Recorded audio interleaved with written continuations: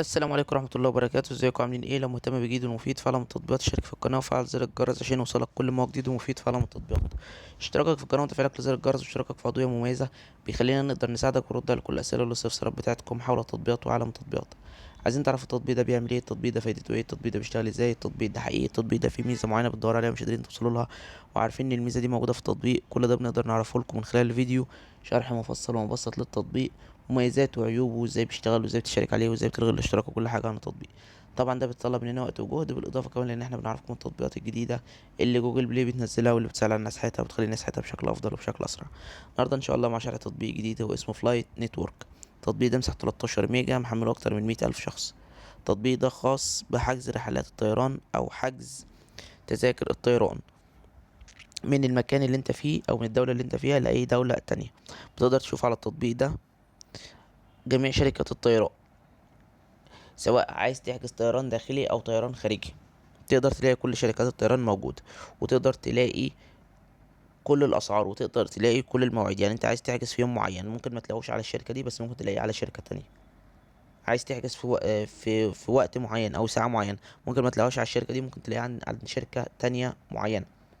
عايز تحجز في الفيرست كلاس، عايز تحجز في الايكونومي، عايز تحجز في البيزنس كلاس، ممكن لو ما لقيتش او لقيت العدد اكتمل في شركة معينة فانت ممكن تحجز على شركة تانية.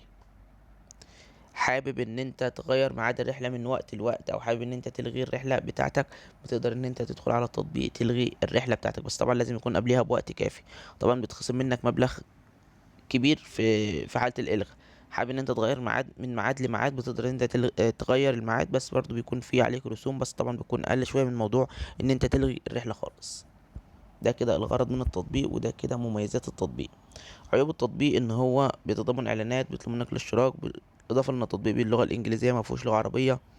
بالاضافه ان بعض الناس بتشتكي من ان الشركه لو حد حاول ان هو يغير الميعاد او يلغي الرحله بيتخصم في الالغاء، بتتخصم لك مثلا ممكن 70% من تمن التذكره، وعشان يرجعوا لك ال30% بيقعدوا يمطلوا، وطبعا خدمه العملاء عندهم سيئه، واصحاب التطبيق او اصحاب المسؤولين عن التطبيق ناس هنود، فالناس بينصبوا عليهم، على الناس اللي هم بيحجزوا. لو حبيت تغير برضو ممكن يدفعوك مبالغ كبيرة. لو حبيت تعمل اي تعديل حتى لو حاجة بسيطة مش محتاجة فلوس بيطلبوا منك فلوس عشان يعدلوا لك الحاجة اللي انت عايزها. حتى لو انت مثلا اسمك اتكتب غلط في التذكرة وحابب ان انت تغير او تعدل الاسم هتلاقيهم بيدفعوك فلوس عليها كتير. ده كده الغرض والمميزات والعيوب بتوع التطبيق. لو عجبك شرح التطبيق يا ريت تدوس لايك للفيديو. لو عايز شرح التطبيق معين يا ريت تسيبلي في كومنت. لو اكتشفت ميزة او عيب للتطبيق في اي تحديث من التحديثات القادمة اكتبها في تعليقات الفيديو. شكرا، سلام عليكم.